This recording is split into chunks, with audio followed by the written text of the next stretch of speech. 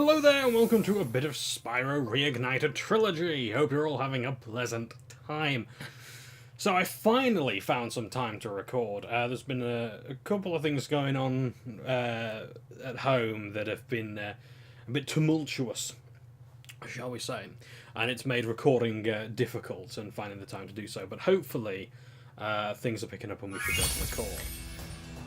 In the previous part, I had done Frozen Altars and Enchanted Place, and the thing is that the last time I tried to do this, it had fucked up because I had done Lost Fleet and Fireworks Factory, but it had gone to pot in the usual fashion that Johnbonne Reviews does. So actually, this was different. This time it only recorded 5 minutes of the footage for some strange reason, and anyway, besides, it was a shit episode anyway, so anyway, I'm quite glad it failed. I'm not happy to go back to Lost Fleet again, but fingers crossed we can have a bit of fun. So, yeah, so we're going to go to that zone. I don't know why I put the headphones on, I'm not really going to bother with any of that. So I had to basically do Frozen Altars again on a different save file, and what was it called again? Charmed Ridge, that was the one. So, yeah, and Hunter's is still imprisoned and that, so we're going to go to Lost Fleet, get that done, and then we're going to go to Fireworks Factory. I don't know why I've got the Stare of Doom on today. But that's just me and my face. So, fingers crossed, I've got some time to record, because my folks have gone out for a drink. And it's lovely weather to do it in as well. I mean, I say lovely weather. Lovely weather for me is like storm. You be careful around these parts. Not sun. I mean, I like the sun. I just don't like how hot it is. It's like, I like sitting out in the sun. Maybe in the twice times I've done it.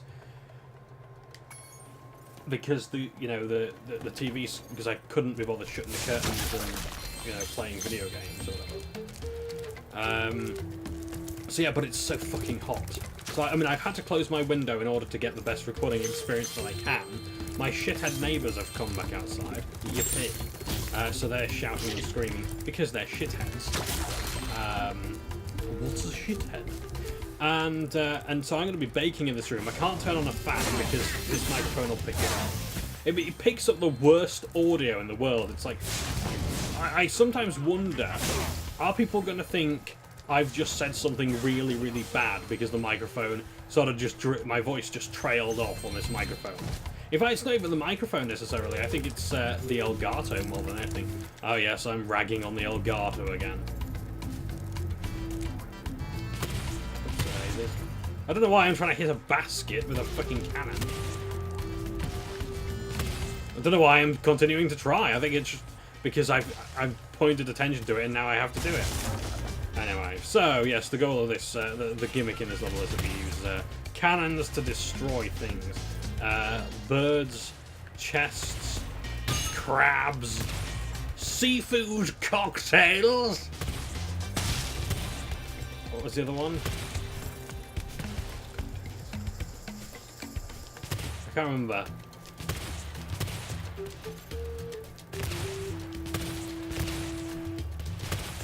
I'm just itching to remember what he said. Anyway, yeah, there's another AC/DC song for you, because that's part of what a bit of Spyro Reignited Trilogy is about. Not Spyro Reignited Trilogy, which I realise I must talk about more now we're reaching the end of the game.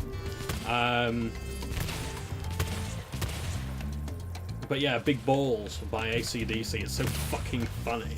I mean, it's funny if you're 12, Maybe older if you don't quite get sex and girls yet. But still. Going back to Spyro, though, for a second. I can't hit this fucking... I don't think I can hit him with this one. No, it's alright, there's plenty of other cannons I can hit him with anyway. So yeah, going back to Spyro though, I mean, I know I don't talk about the game very much in this video, in this series, but I think that actually speaks quite positively to the to how close to the original experience it is. Like, I mean, this game is pretty much exactly... In fact, I think this is probably the most accurate John simulator there is. It's just me playing Spyro, talking to myself about video game news and being upset at everything. You know, me sitting here talking about this is perfectly accurate of what I would be doing if I were to play Spyro. I mean, honestly, most of the time when I speak about this game, it's usually to point out something that's wrong, okay? So, by not doing that, that could say, you know what, I'm okay with it. So, there is that. I mean, I could talk about this. I mean, it looks very nice. It's a lot more vibrant than it was before. Lost Fleet's not really a level that I particularly enjoy, partly because of how... I mean, I hate this as a completionist, because this level can go fuck itself in a lot of places because of the amount of effort you have to go to get some of the gems here. It's ridiculous, and it doesn't help either that Hunter's in jail.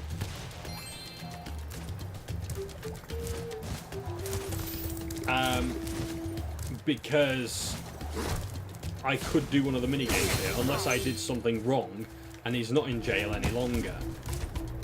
Yeah? Oh yeah, I need to use the cannon properly, don't I?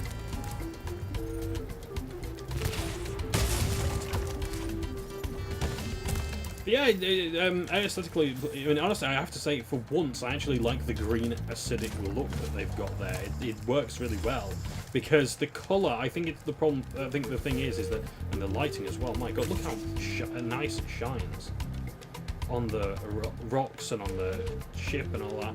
Looks really, really nice. I think it's because of everything else is just as high contrast, everything else is just as vibrant. Oh, look at that! Some yeah. fool hid a daggum egg in my treasure.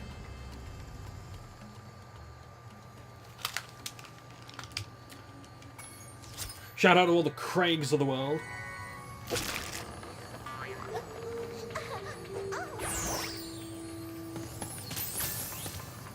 Except for one in particular. God, he was an arsehole.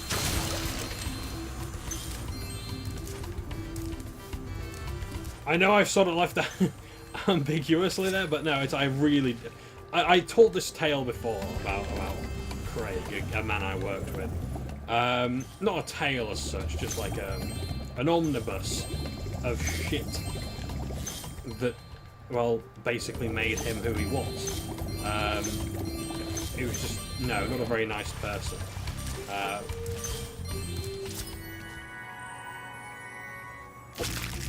So, yeah. Anyway. Shout out to all the Chads of the world, particularly the one in the meme. If you don't know what meme, thank God. I wish I could be blissfully ignorant as you. I mean, I've sort of had this notion running through my head that maybe I should just delete Twitter and Facebook and lose all connection to my childhood pals. Well, I mean, see, the thing is that I'm incredibly introverted. So, yeah, it's like I like having contact with my old mates, but I don't want to talk to them when they message me.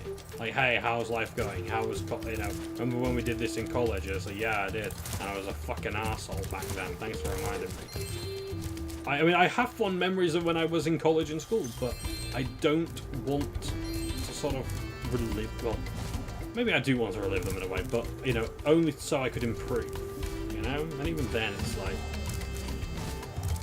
You know, when you're in college, you in school, like, you make these sort of pacts to say that you're never gonna, you know, you're always gonna be there for each other, and that you know, you'll always be, you know, that nothing's gonna be able to break your friendship and things like that. But realistically, work and jobs get in the way, and you know, people get engaged and move home and country and all these kind of things, so it makes it even harder. I mean, a lot of the people I have on Facebook and all that, you know, I'm never gonna, you know, speak to again person, you know. And, you know, would I even want, even if I saw them in the street, would I want to, you know, talk to them in a chance encounter? No. Not because they're bad people, it's just because, again, I'm just massively introverted. So yeah, would I really be losing anything? I mean, I'd lose access to groups like This Cat is Chonky and Shocking Group of Denkato on Facebook. That's really it, you know. And you know, the hundreds of meme pages that I've joined over the years for a quick laugh. I say quick laugh, I spend about over an hour a day on just scrolling down Facebook pages. I know this is riveting viewing. It doesn't help either that I'm doing this fucking minigame again. I had such a horrible time yesterday in Icy Peak, I think it was, because I had to catch up. I had to go through there to catch up. Is it Icy Peak? I think it is. Anyway, that ice level. I was just shooting these vultures all fucking day. It's so boring. I wanted it to be done. In fact, I haven't even fully caught up on here. I was only doing this basically just to make sure I had enough eggs and gems to progress. And then when this recording is done, I will go back to that old save file, to the previous one, and continue playing from there, because that one's like 100% so far. There were just some mini games I just couldn't be bothered with. But yesterday I was doing, I was doing then what I'm doing now, just rehearsing for this video. I say rehearsing, it's like just, you know, doing what I ordinarily do anyway, so. Yeah.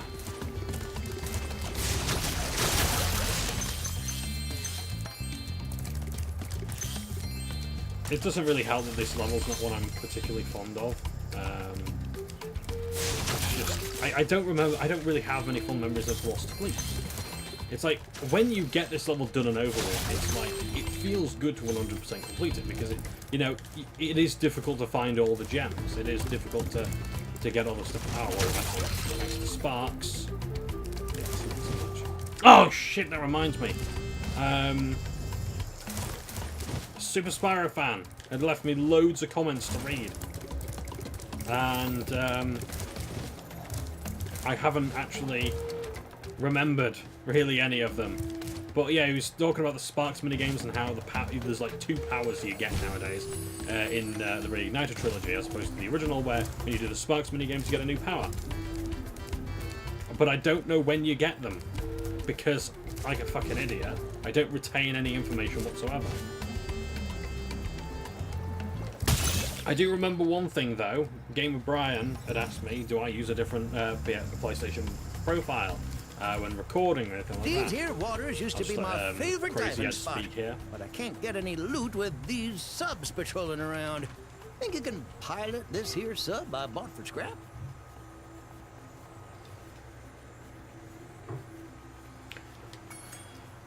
Ride the submarine, yeah. Alrighty then. Press that jump button to speed on up. And when you get a sub in your sights, the torpedo will start to lock on. If you get a good lock on, fire away with the attack button. So we've got to ride a submarine to take out other submarines, and then we get to use the invulnerability power up to our left there to pick up the stray gems. I wasn't a big fan of this minigame before, but I don't mind it so much now. I think the lock-ons may be a bit better, I'm not quite sure.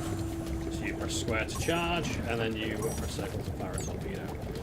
And you can lock onto enemies as well. In fact, I think that's something that's new, is that you can actually just fire a quite fast torpedo without having to... I should have known he was going to do that. Without having to lock on, so if he's right in front of you, you can just, you know, shoot it. Because the lock-on used to be such a pain in the fucking ass, and I don't think you could do that before. And actually, the lock-on is actually very effective here. But I think in the second version of this challenge, they will drop sea mines. There we go, fine.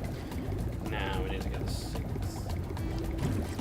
Just here there. And you can't pick up gems while in this submarine either, which makes it all the more fun when you're gem hunting later on. However, we do have the Sparks ability to to navigate, to find gems. So that's good. Yeah, sorry. Game of Ryan was asking, do I use a separate PlayStation account when doing this? No, I always sign in invisible. Why don't you have this here egg? Not to be rude or anything. It's just that it's like if I want to talk to people, I'll talk to people. You know, I would sign in on PlayStation. I mean, I used to have an Xbox Live Messenger kit for well, I Xbox hate to ask your help 360. again. There be There's a even more keyboard. subs that don't come out of nowheres. If you could blast them, I could use this acid lake as my swimming hole again. Darn tootin'. Get on, little dragon.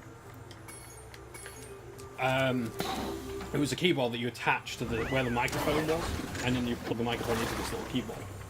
It was a fantastic little device. Not very popular, but as someone who really liked typing out long messages, again because of my autistic brain, I have to over-explain everything.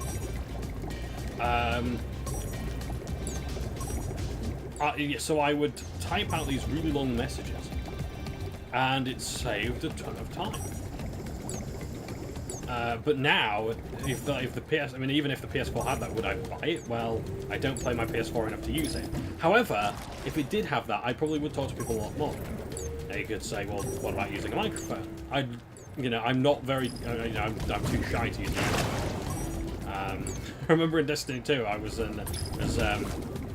invited to like I think it was a raid or just a Well, group I hate to ask your help again. It was There be Nightfall. even more subs that A don't Nightfall come out of mission. nowhere. Anyway, so someone was saying like we don't even need you to speak. We just want you to listen.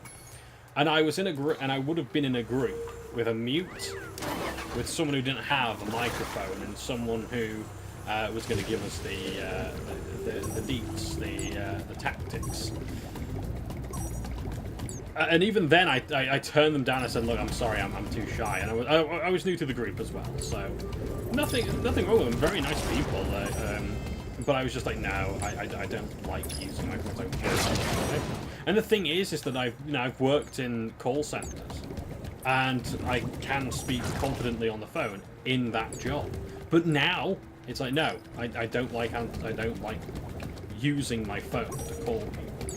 It's like I've got to ask my mum later about plans for the holidays, and even then I just don't want to talk to my mum. Not I'm scared of my mum or anything like that. It's just that I just don't want to do it. You know, it's like if I got a choice between using text chat, perhaps even however cumbersome it is, I would choose text chat. Not for any sort of semblance of superiority. It's just that's how I like to chat. You know. In like Discord makes it even easier than using things like Skype and TeamSpeak and all this kind of stuff. But even then, it's like, no, I'm too stubborn. I'm sorry, I just don't like communicating that way, and that's sort of what's making D&D difficult right now. In addition to not being able to find a group that suits my time, because I'm available I'm available all day to play games or whatever. But when it comes to like nights, it's like no. If it's like after, like I could play D&D at 6 PM onwards, but it's about travelling there, and it's like, oh, but the group's in Sheffield, and it's like shit. Well, I hate to ask your help again. Darn tootin'. It's like I've got to get a train there. I've got to get 2 trains there. And it's like, and then I've got to get back, and like, no, it's like I want to know. It's like I don't like going out at those times. If there's no one, especially if there's no one on the street, I don't want to be unsafe. So I'm not daring at all. It's like if I'm going to do something, it's like I do it in like the wee hours of the morning. Like if I have to go out, I can go out in the wee hours of the morning. It's strange because like it's like it could be like 2 o'clock in the morning and I can go out fine, not worry about anything, and I could probably cover a good amount of distance doing that. But for some reason not in afternoon hours or something. I don't know why I'm weird like that. Darn tootin'. Anyway, So, sorry, Gamer Brian, to answer your question, no, I do not use an additional account. I was hoping that would be a really straightforward question and answer, but unfortunately it wasn't. Through no fault of your own, it's entirely mine, of course. No, I don't use an alternate account, I just simply go invisible. I just use invisible mode. I'm incredibly introverted like that. And it's like, I'm not sure if, I obviously didn't make this clear in a bit, but if I had mentioned it in the first place. Whenever people ask to add me, I'm like, yeah, you can, but know that I'm not going to play with you, or I'm not going to, you know, I try to make that a disclaimer, and I don't think I was doing that at the time that you asked to add me, I'm not sure.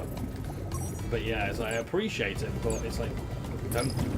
And even then, it's like, myself, the way I present myself here is not the way I present myself in game, especially in chat. So in chat, I like to text chat. Sorry, I like to formulate a sentence. I like to post in paragraphs, use the proper punctuation.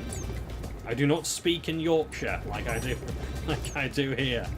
I do not swear a ton, unless something has got me really riled up or whatever, and it's a topic that I'm not passionate about, but, you know, like, if I want to oppose something, or if I want to shut something down, I will swear like a trooper.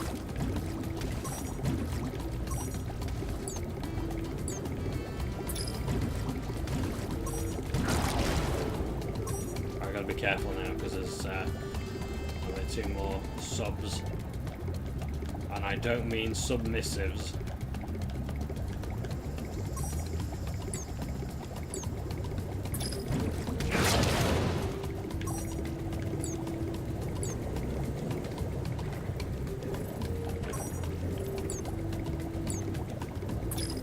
Oh yes, I do remember something that Spyro said. I figured you'd like Bentley. The acid lake is safe for swimming again. Of course I would. I mean, honestly, I think one of the reasons why I'm so eccentric is because of Bentley. I think the reason why I wanted to expand my vocabulary is because of how funny it is to do that.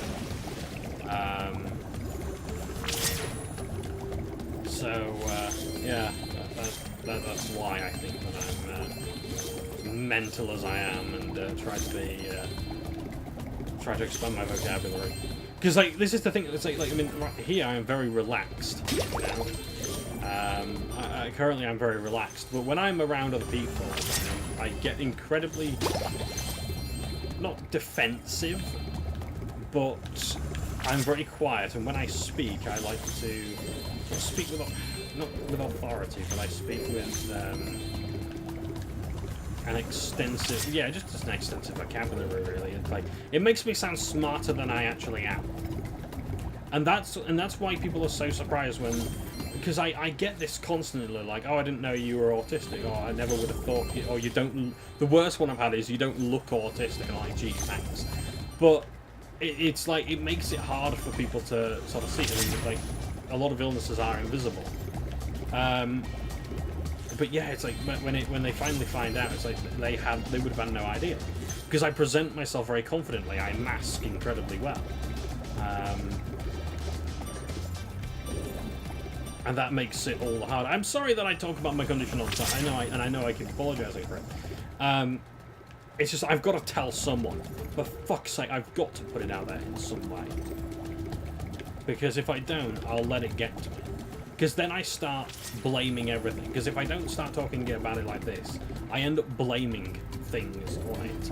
It's like, oh, I can't do this because of my condition. But yes, I think that's the reason why. I mean, generally I just pick up alternate personalities just by consuming media for a very short amount of time. And inspiration and ideas just by virtue of, watching, reading a comic, watching a TV show, just an episode of a TV show, which is half an hour of a film.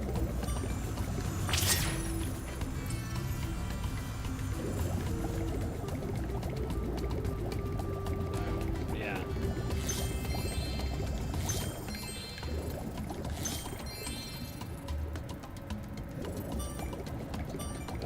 Shield.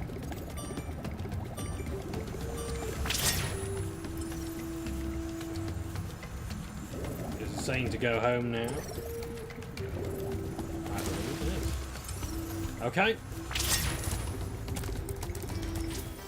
So fingers crossed I should be able to do a full episode. A full episode today. I may even do a bit of Honey Speedway. Because last time I could only do 45 minutes, I think. But now, fingers crossed I should have time. Depends on which circumstances allow. Christ almighty. Better get my arse in gear, because we're almost... we might not actually have time to do that.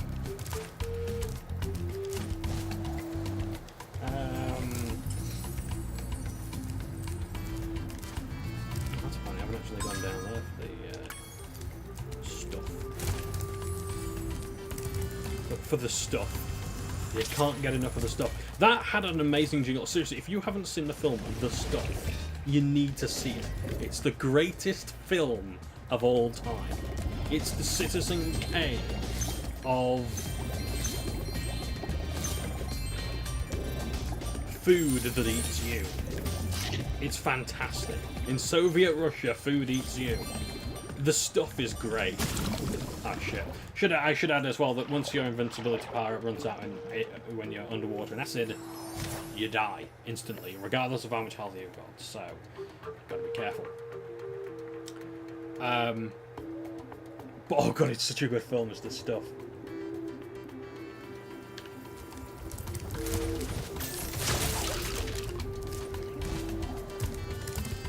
My friends call me Mo.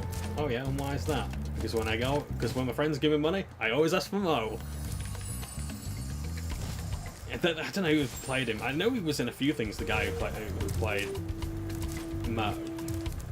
But I don't remember what he was in. Okay.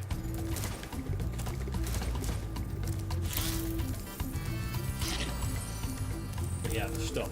That's good. And also, I can't get enough of The Stuff.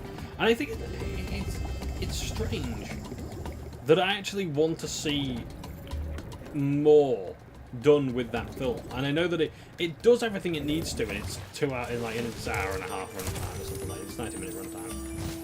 But I kind of want to see like what happens at the very end of it, because there's a cliffhanger as well.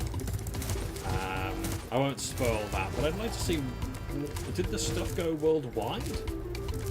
And maybe even an alternate future, like what if the horror of The Stuff wasn't fully discovered? You know? Like, I want to see more. I want to see like fake marketing material and stuff like that. You know? I think that'd be a bit of fun. I'm not going to have enough time to do this, am I? Oh, maybe. Haha! I think it's all down. I think all the gems are down here.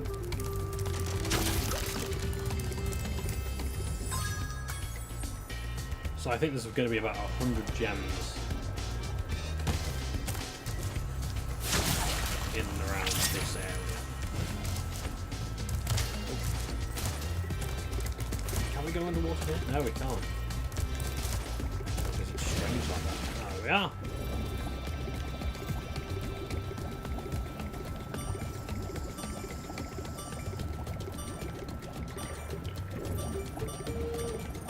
Find another.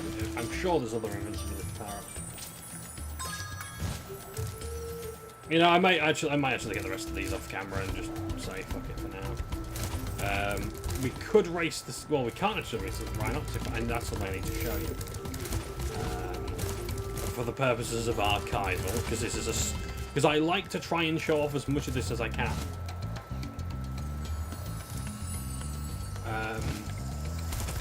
I want to show off as much of the game as I can.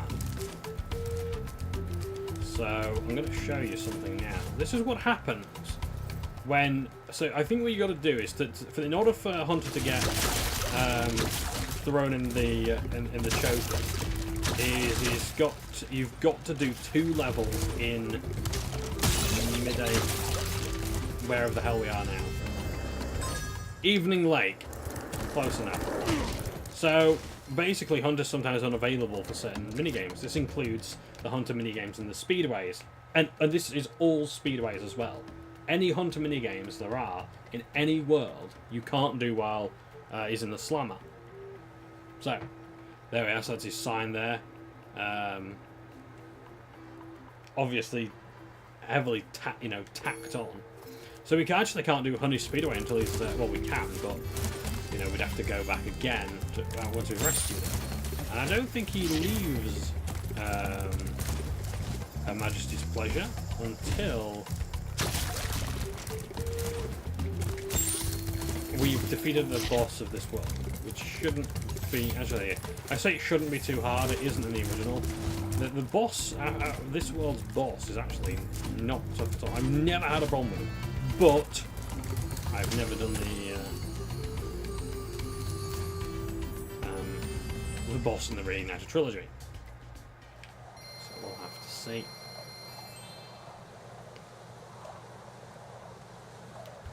So now we're going to go to the world that Insomniac really liked. This next level was featured in fucking everything. In fact, it's in the starting opening cutscene, basically the main menu sort of animation. Hello. I thought you might be hungry. Thanks. Did you bring any chips? I'm sorry this happened, but I tried to warn you. I had to help Spyro rescue the eggs. You just don't understand. If we don't bring dragons back to this world soon, all our magic will be lost. The dragons used to live here? Yes, this was their original home. But a long time ago, the sorceress banished them to the other side of the world. She didn't realize the dragons were the source of all our magic. Maybe I could convince the dragons to come back, if you let me go.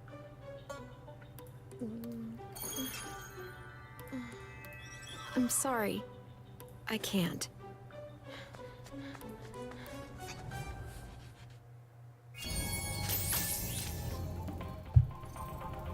So dragons are the source of all magical. Not the dragon eggs, not the fairies in the Game Boy Advance games. Not something else. It's the dragons. Okay, fine.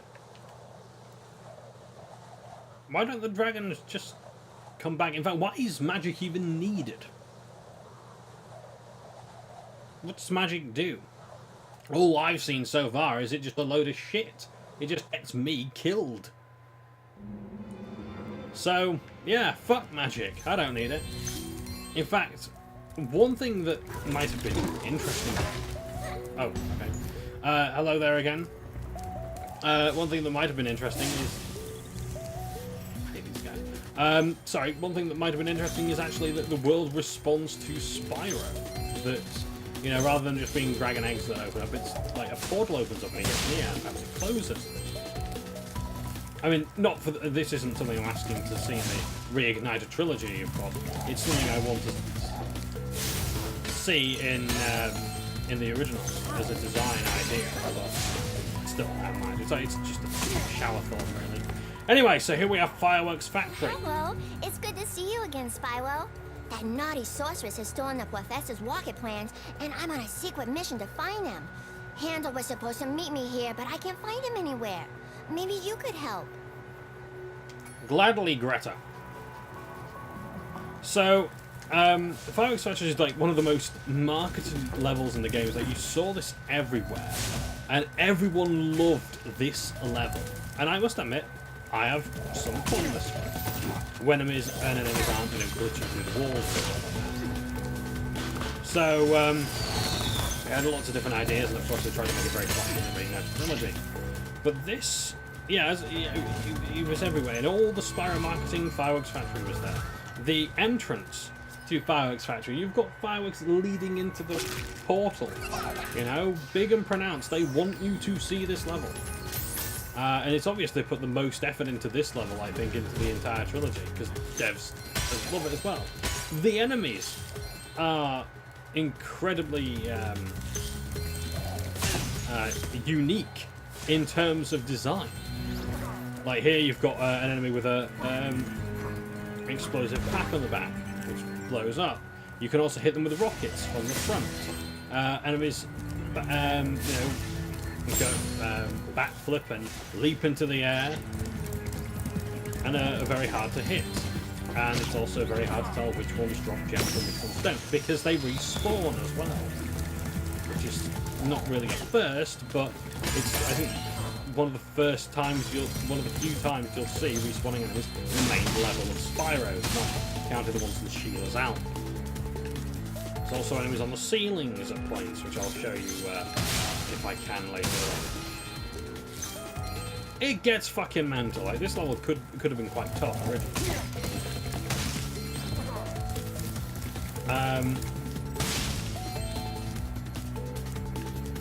There we are. That's not a glitch, that's intended to happen. And they catch you and ambush you. Now this enemy here used to walk up and down, but Toys for Bob probably thought that their players don't have a brain and, you know, can't work out how to defeat an enemy with such abilities. Even though we've done it in the first game in Dark Hollow.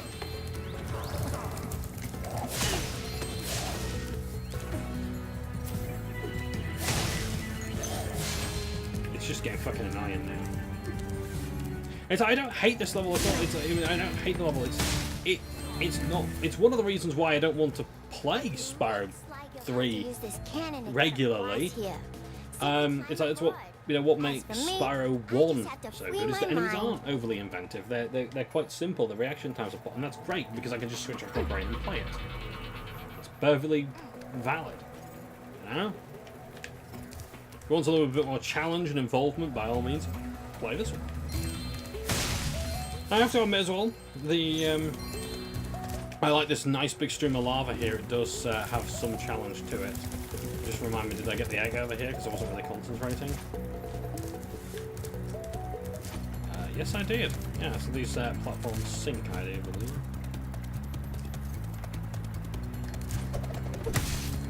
Apparently not. Well, they may have done in the original. I have no idea. So we used cannons to get around as well. Just check. Did I miss a barrel there? No, I didn't. Okay. Right. So we're going to move on, and I'm going to go all over the place. Oh yeah, this was released around the time as well when the Matrix slow-mo was a thing. So yeah, that was a big thing in cutscenes. And again, all the ideas were put into this one level. So we've got these boxes here that spawn ninjas. Destroy the box, you get a gem, and you stop monsters from respawning for the most part. I have to say, it's like, I love the look. I think this level is overrated, and I can understand why, you know, it is rated so highly, but I have to admit, that's a bit too bright though. They really needed to tone that down, but I mean, that's Unreal Engine.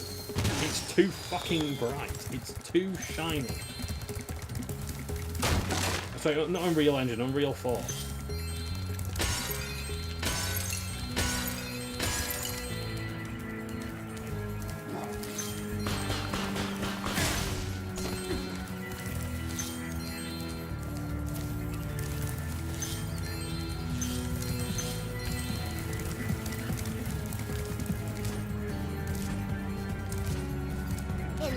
Sorceress has already used the plans to build her own walk-in. We have to destroy it. Just follow me. So she's going to deal with the ninjas that I can't be asked.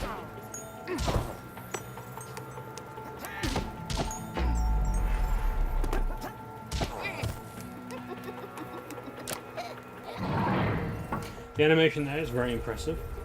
Quite faithful to the original as well. For the original though, because of the more Matrix-like stuff, obviously very cool.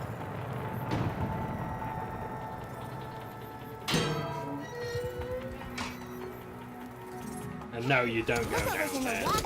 They must have been trying to put it into orbit. Which was a mistake I made before, and it took me ages to get back because I hadn't talked to, I hadn't actually There's something I've done wrong. But I haven't activated the cannon. If you see Handel, tell him I've gone back to Evening Lake to finish work on the professor's rocket. Okay. I would if there were dialogue options, but there are not.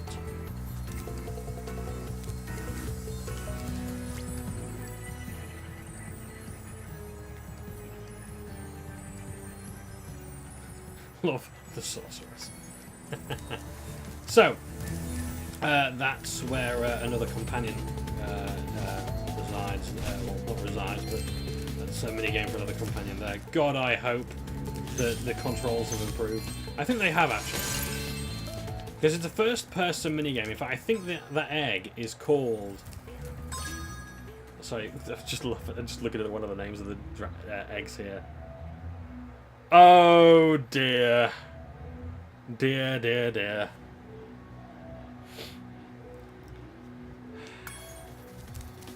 Although I do think destroy the rocket was fine. Anyway. Moving on from that. Yeah, one of the eggs is called Doomed. Obviously a joke referring to Doom, the first-person shooter from 1994? Can't have been 91, surely. Was it 93? I don't know. But it's back then. Interesting fact that Insomniac's first game was a shooter. And if I remember correctly, it was called Disruptor. I couldn't remember the name before, but I do now. Now, I don't really want to do this challenge here. Where's the other one? I'm going to look around the map a bit more. There's probably some eggs I'm missing anyway. There's another challenge I want to do that isn't that one. Because I suck at that one in the Reignited Trilogy, it turns out.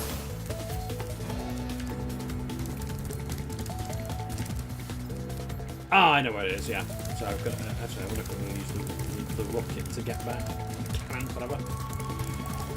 So, I want to talk about gaming news for a bit. Because I haven't done that, and it's quite refreshing to not have done it. But at the same time, it's like, well, I've got an itch that I need to scratch. Perhaps I could visit the site in which one of those eggs is named and scratch it. Anyway, that wasn't very clever, was it? I think I can see an egg behind you, but it's out of reach. You'll have to take the To say that I like Bentley and I want to improve my vocabulary, I am shit at wordplay. Anyway, hello Handel. The rocket's destroyed. Lass is back at Evening Lake. Oh shit! Now, I wasn't expecting that. I mean, perhaps I was expecting it, and I wanted to purposefully lose and die.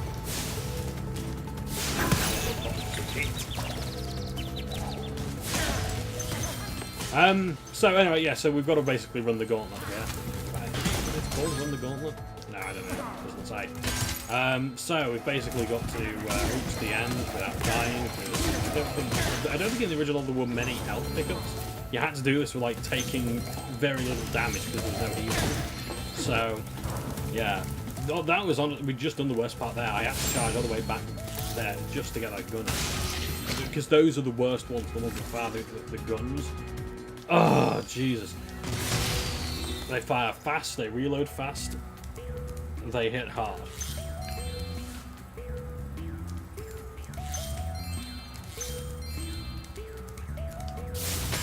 Now this is where the budget for this level went out, because some design choices here that are a bit daft. I don't know why they did something. Like, what's the point of this? And this here?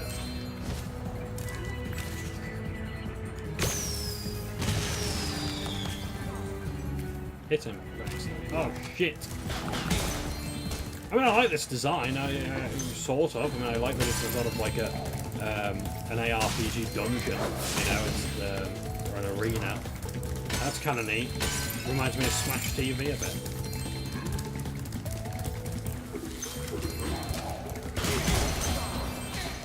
And I tell you one thing as well. I love the Reignited designs for this level in the Reignited Trilogy. The guns look amazing.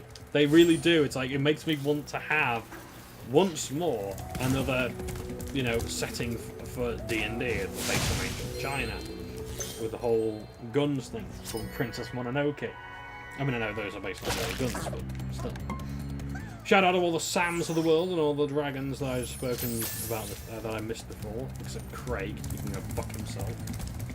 I mean, if you are named Craig and you're a nice person, well, great. You know, shout out to you.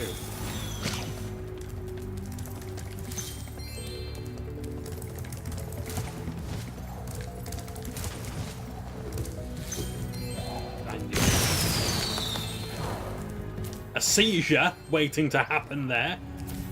There was an enemy waiting in that room, I should say. I hope I remember that time. That was good. Jesus, my eyes are still all over the place. Right, there we go.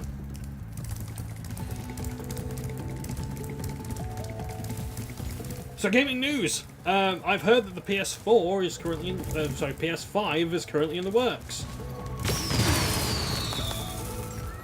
Yay! We can. That means now we can move away from calling the PS4 the piss ball, as Yahtzee had put it, and I have to agree to an extent. I mean, so it's in development, but it's not coming out in 2019. Now, I'm of two minds of this. One, I think it's a great thing that the PS5 is not coming out so soon, because there are still unfulfilled promises and potential that has to be met with this. Like, isn't this system supposed to be like able to do 1080p at 60 FPS beyond launch titles? I'm pretty sure I remember that, and that's the reason why I went with the PS4 in the first place, is because of its hardware. But its hardware, as you can see, not very well used, in my honest opinion. And that's just this game. You know, I can't imagine how much compressing had to be done to get this game on a single disc. Well, not even that. It didn't even get on a disc at all. So even uncompressed as 40 gig or whatever, still not great to look at. I mean, and then again, that's just this game. So again, where's this 1080p at 60 FPS? Perhaps it's in games that I'm not playing, like Bloodborne and God of War and other games. Then great. I'm just going to get these before I do the challenge so I'm not distracted. But yeah. Oh, as well, these fireflies as well, they really annoy me because I keep thinking they're gems. So I keep killing them and they're not gems, and then I'm, you know, letting butterflies aspire. I think they do anyway. Not sure, that might have been changed. I don't know. Anyway, so yeah, on the one hand, yeah, I'm kind of glad that the PS5's not here yet, but at the same time, this console generation can't end soon enough. I hate consoles so much now. Do something interesting. I mean, I remember when, I have to totally agree when Jim Sterling said the PS4 did nothing, meaning everything. It wasn't going to have DRM. You could play used games. You could have all of these things. It was awesome. But that's it. But in the context of, well, you didn't have, you know, the Xbox One was so shit. So, I should explain this minigame while we're here. We have to. I don't know why I'm not approaching all the gems. I'm reloading all the save when this is done anyway. Which will be, yeah, I'm only doing one part today, so that'll be later. Oh yeah, and these dragons, they respawn bits of their person as well. A lot quicker than the original, I seem to notice. Yeah. So you've got to keep on their asses and fast. You've got to shoot them down and shoot them down. Shoot them down, shoot them down. Shoot them down, shoot them down. Right down to the ground.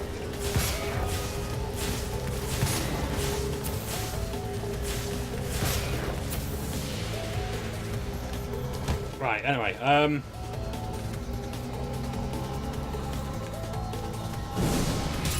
fuck! God, these guys are violent in this game. They really are. No problems with this before. Hated this minigame in the original anyway, but I have to admit, it was easier. This can go fuck itself. Royally off its anus. In fact, it doesn't deserve royally. It deserves peasantry. Peasantry.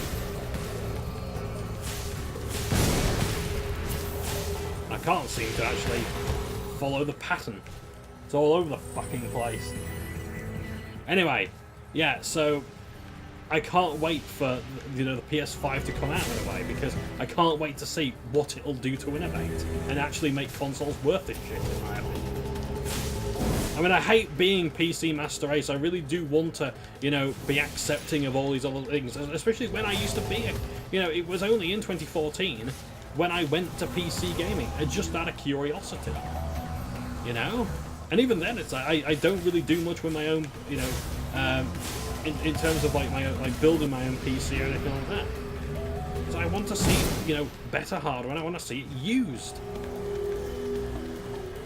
Because the technology exists, and, you know, games can be better if we have better systems to play on. And I have to look at it from a developer point of view. It's like, I so desperately want the developers to, you know, like Toys for Bob, to be able to make a good-looking Spyro game, but, you know, with the current tech, I don't know if they can. And what about a smoother frame rate as well? And what about being able to put everything on a single fucking disc? I mean, assuming discs will be a big feature of the PS5, which, if management has remained the same, I would imagine that they would, because they are very seemingly consumer-friendly. There we go, that's one of the dragons dead. So once the dragon's dead, that's it, no more respawning for it. Excellent. So now I've got to take out the other one very quickly. Gonna check how much time I've got. 18 minutes left. Fantastic. Let's get this shit done. So, yeah, so it's like I want so desperately for the PS5 to come out, so then we can have some good tech to run good games on. Maybe this time it'll run at 60 FPS. Don't just say, oh, it's at 4K at 30. No. How about, in fact, actually, you know, if you want 4K 30, great. Have that and 1080p 60 FPS. That should now be, you know, reasonably expected. Yeah? Now, granted, of course, it depends. Oh, shit! Died. So that means I've got to do all this shit again. I've got to do this again. I've got to kill both of those fucking things again. It's like, oh, no. One of them just doesn't stay dead. No, you've got to do it all over again.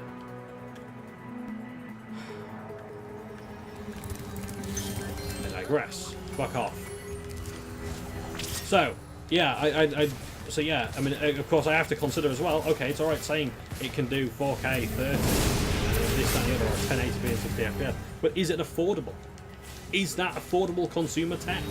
Because, I mean, it's alright me spending, you know, premium. I spent a lot of money on my PC to have someone build it for me, so I paid a lot in addition to the individual parts. If I built it myself, it would have been a lot cheaper.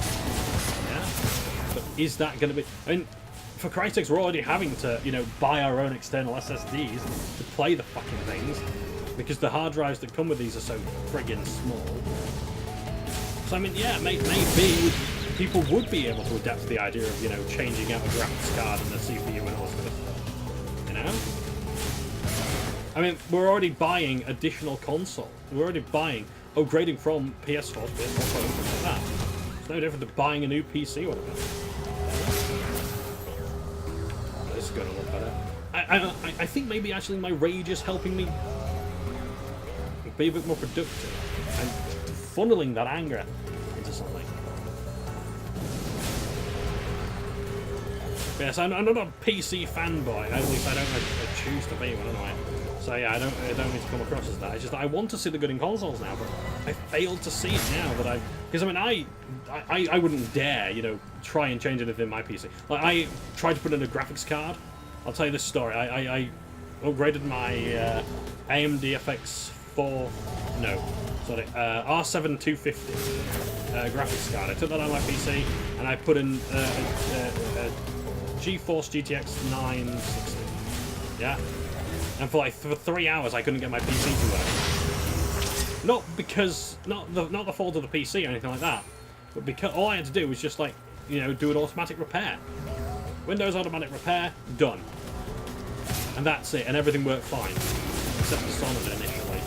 For some reason, like, that wasn't running properly in the proper resolution frame rate, but still. For everything after that, yeah, no problem.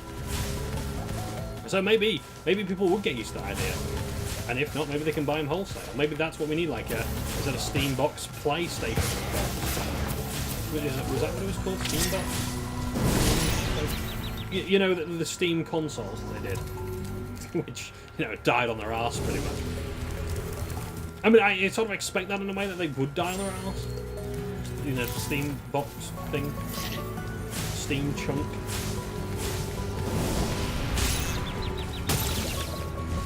No, don't you fucking die now. I mean, I'm really only playing, you know, my PS4 just for this game and Crash Bandicoot. You know? It's like, I'm not a proud owner of these systems. Yeah, and it's alright saying, well, without this system you wouldn't be able to play that game. That's fine. If a game can't be made without the console, you know, or like without Sony's backing or Microsoft's backing or Nintendo's backing, like we saw this with Bayonetta. Like, Nintendo was the only publisher who was going to as a console that was going to give Sega the stuff required to put the game on their system. Then great, yeah, fine, absolutely. I'm all for that. If that thing offers the only tools, is the only place where you can get the tools to do what you want to do and deliver a great game, fine.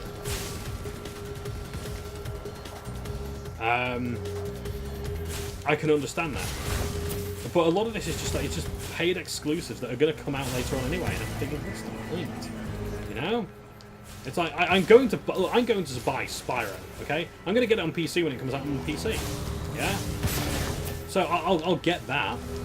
You don't need to worry about me, you know, having bought the console version. But for Christ's sake, I would probably buy a console version for a console I don't even own, because I'm that much of a fanboy of the game. I mean, you see how many people buy collectors things, you know, things for collecting. Then again, that's the used games market, which publishers absolutely hate. So, yeah, okay, maybe that's a bad example. Oh, this thing's fucking dead now. Almost.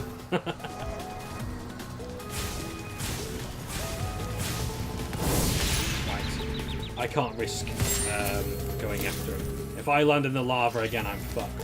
So I'm willing to give that thing a bit more time to heal, so that I can heal as well.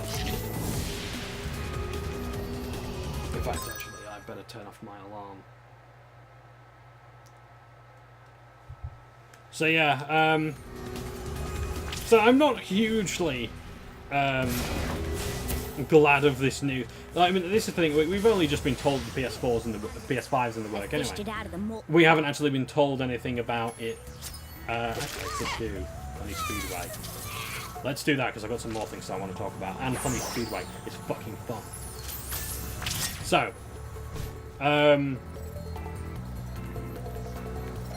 so yeah, so like, I mean, we don't know anything about the specs or anything like that. It's just been announced, so that's fine. I can't rag on it too harshly, you know. And honestly, I do wish the console the best. At the end of the day, it's adding more competition. Awesome, that's fantastic, you know.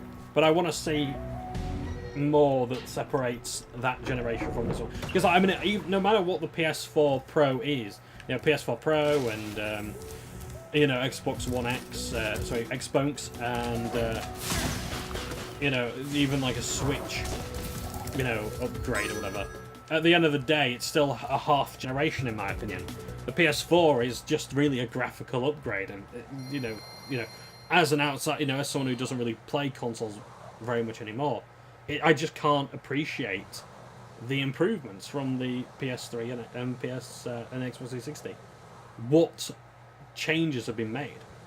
You know, it's like what genres were made possible as a result of the PS4, rather than just, you know, improving the ones we've already got. Because the Xbox 360 certainly made a lot of, and PS3 made a lot of things change, like open world games, for example. You know, massive strides were made because of the technology, and because of shifting attitudes and cultures and things like that.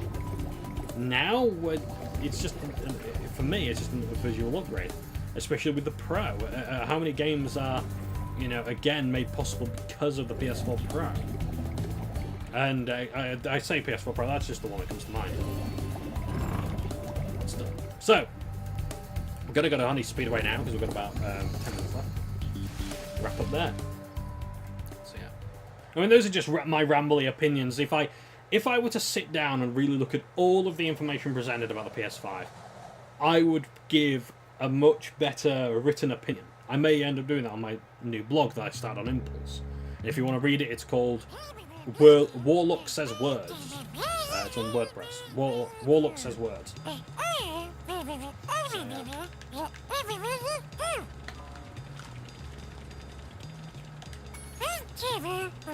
So I've only made one article there. Anyway, I want to talk about something else in gaming news. Tell me what's wrong with this sentence. Former boss of former video game studio, Telltale Games, says that crunch was required to keep the studio afloat. Former boss of former video game studio, Telltale Games, was required to says that crunch was required to keep studio afloat.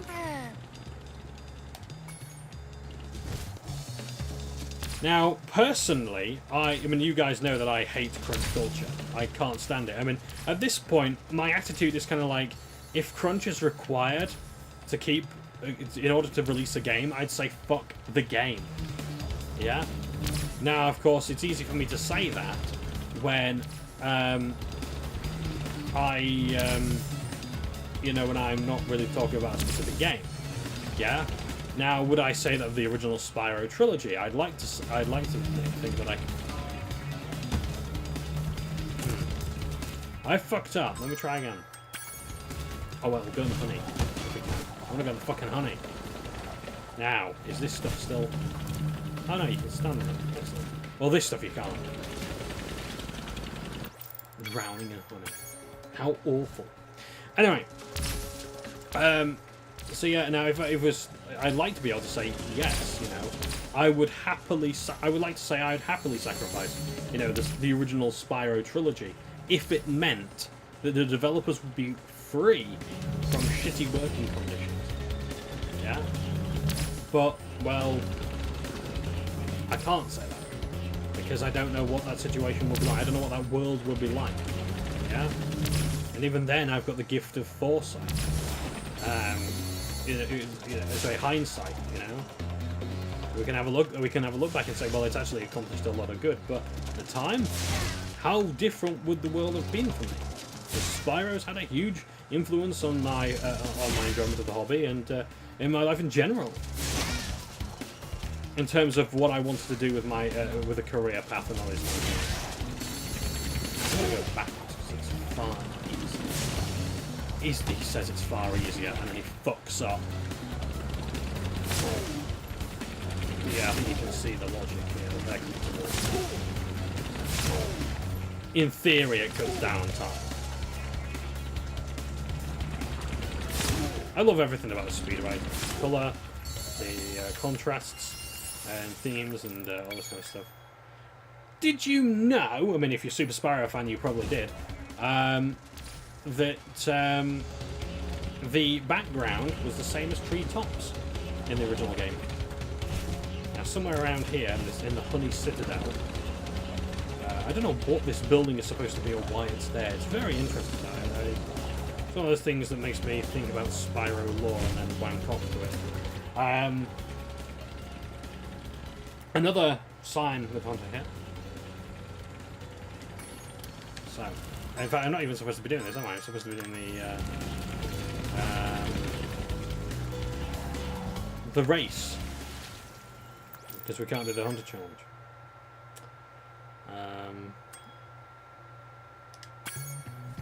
Because we can't do the Hunter challenge. But yeah, so... Oh, shout out to all the Chris's of the world. Unfortunately, I can't give a shout out to my mate Chris, because he's actually called Lovely Chris.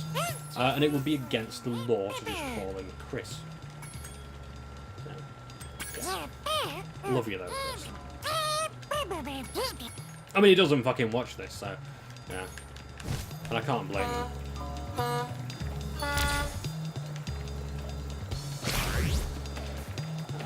Yes, I'm going to talk to him later and tell him how great he is. Because he is great, and he is lovely. Hence the name. But anyway. Yes, Telltale Games. Do I think that crunch was necessarily the only thing that contributed to their fall? No.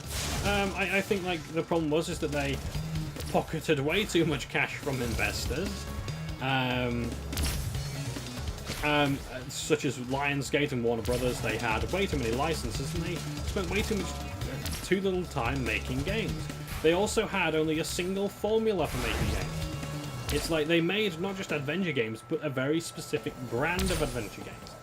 And they didn't really have any original content of their own, you know, I mean, like, don't get me wrong, they've done wonders for The Walking Dead in terms of, you know, its actual, you know, its writing, because the game is better than the TV show, by miles. But,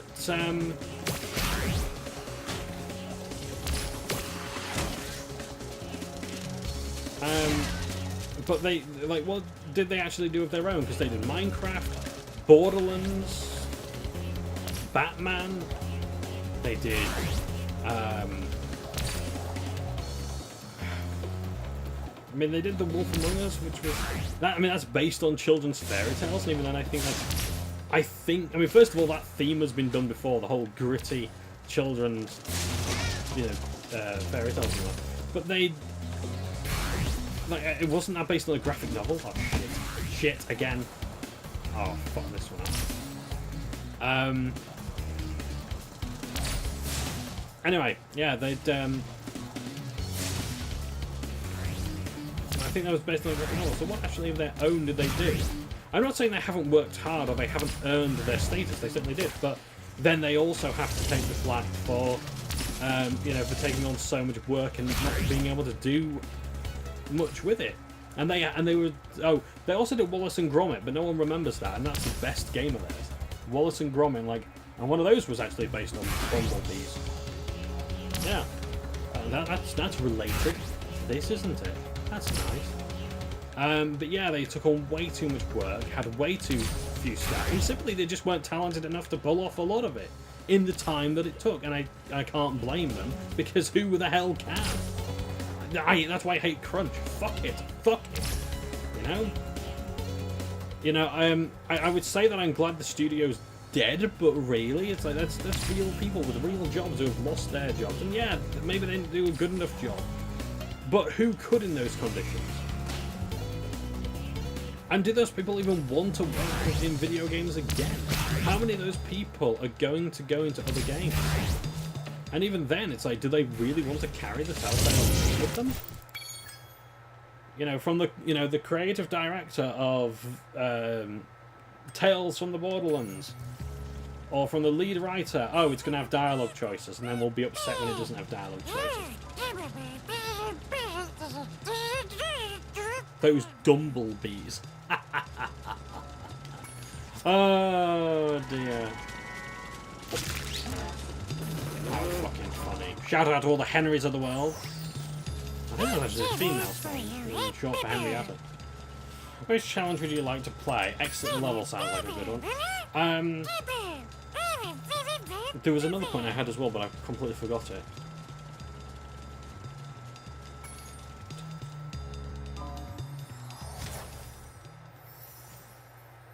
But even then, it's like Telltale's brand of adventure game isn't really all that unique. You've got games like Blues and Bullets, The Council, fucking Life is Strange. Episodic games now, just... they're not that big a... You know, it's no longer Telltale's exclusive field. They had dominance when they made The Walking Dead Series 1, and I think that sort of tapered off around the time of the Minecraft story mode. After that, it's just like... fuck it. It's like now it's just that you're just another game developer. You no longer bring anything new or unique to the table. So go fuck yourself. Now I do believe we've got just about everyone. Up aboard, Spyro, and boldly go where no dragon has gone before. Well, at least not in 1,000 years, at any rate. I thought we'd have Princess Rail, but oh well. Princess Amy. Fairy engineering has never failed. Now that's a nice little lore tidbit for me to look into. Fairy engineering. I'll have to keep that one in mind. I'm not going to talk to all these motherfuckers. Right, okay, so that's it for me. Thank you ever so much for watching a bit of Spyro Reignited Trilogy. I don't know when I'll be recording the next part. I'm not going to say, you know, I'll have it out on the Tuesday or whatever. No, because the last 2 parts I had to upload later, just to spread them very thinly and give you something to watch. So this one I'll try and out as soon as I can. I can't promise you when. What date are we on? 22nd of April. So this one will come out whenever. So yes, and yeah. Just another reminder, PS5 is shit. PC Master Race. Ta for now. It wasn't really that funny, was it?